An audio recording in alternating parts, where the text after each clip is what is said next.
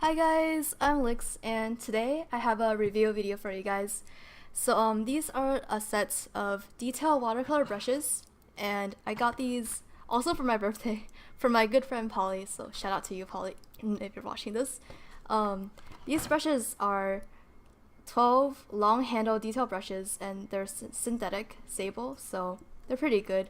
There's 7 long liners and 3 rounds and 2 flats.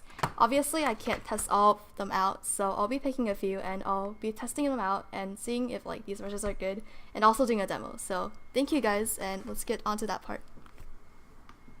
So here I have separated all the brushes into their 3 groups.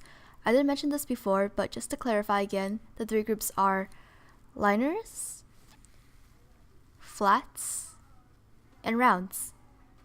And I will be picking around 2 to 1 brush from each group to review.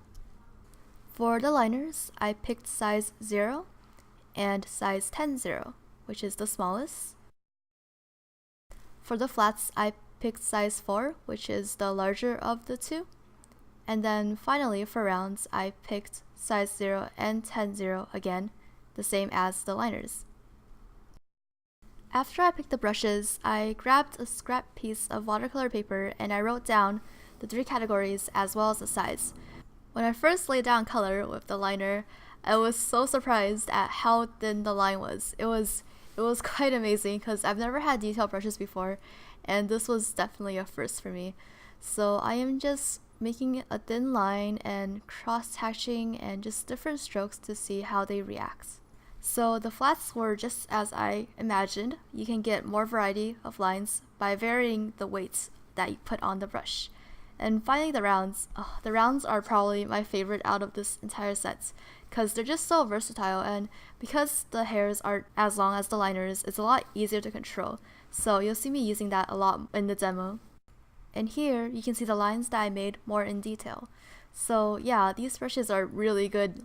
I was blown away when I was testing these out. And finally, here we are at the speed paint / demo part of the video. It's sped up quite fast, faster than usual because I wanted to keep this short and simple. I did not want the speed paint to be the major part of the video, so yeah. This sketch is of a medieval Chinese kind of dynasty inspired girl, and I wanted something with a lot of details so I could really put these detail brushes to the test. So she has a lot of ornaments, or I mean accessories in her hair, and also her dress has little patterns and details. So first I tested out the round brush to really define the features of her face and also add blush. And it worked really well. It was really easy to control, and the colors, well, actually the only con that I found with any of these brushes was just the fact that they were so small, they could not hold a lot of pigment or water. So you have to make a lot of trips back and forth between the palette and the paper, and that can get kind of annoying sometimes, but I mean, hey, the pros definitely outweigh this one con. I'm not sure if you guys noticed, but I am actually using a size 8 Daiso brush along with these little brushes because if I were to use these detail brushes to do the flat washes, it would take forever.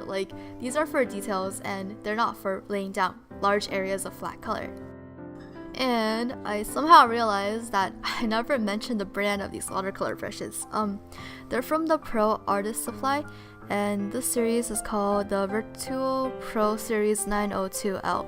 I'll have a link below on where you can find them on Amazon, and yeah, be sure to check them out. I don't think they're that expensive. They were probably around $20 or less, and for that price, the quality is actually very good. So I don't think I've gone deaf about the pros yet, and there is quite a lot that I want to say. So first of all, these brushes, especially the liners, are very good at achieving a uniform line width. And what I mean by that is, unlike other round brushes or larger brushes, the liners are not that easy to have wiggle room when it comes to how thick and thin your lines are. And keep in mind that these are liners and they're meant to line your drawings, not so much as a brush pen where the width varies a lot to give more dynamic lines. Another pro that I would like to mention is how easy it is to control the amount of water in your brushes. Some brushes, it's rather hard to get the right amount of water so that you can do the details, but these brushes, it just seems to always hold like similar amounts of water, and I don't have to dab it on the paper as much. So that was a big pro for me. And finally, my last pro is probably the most obvious. These brushes are super precise. Like, you can get really thin lines out of these, and you can get them exactly where you want them. So to recap, my overall impression of these brushes is very positive. I really love these brushes, and I'll definitely be using them in the future. The only one con that really kind of bothered me just a little bit was the fact that they didn't hold that much water or pigment, so you have to make a lot of trips back and forth. But I mean, I don't see that as being like a major problem. It's something that you can easily get around, and yeah.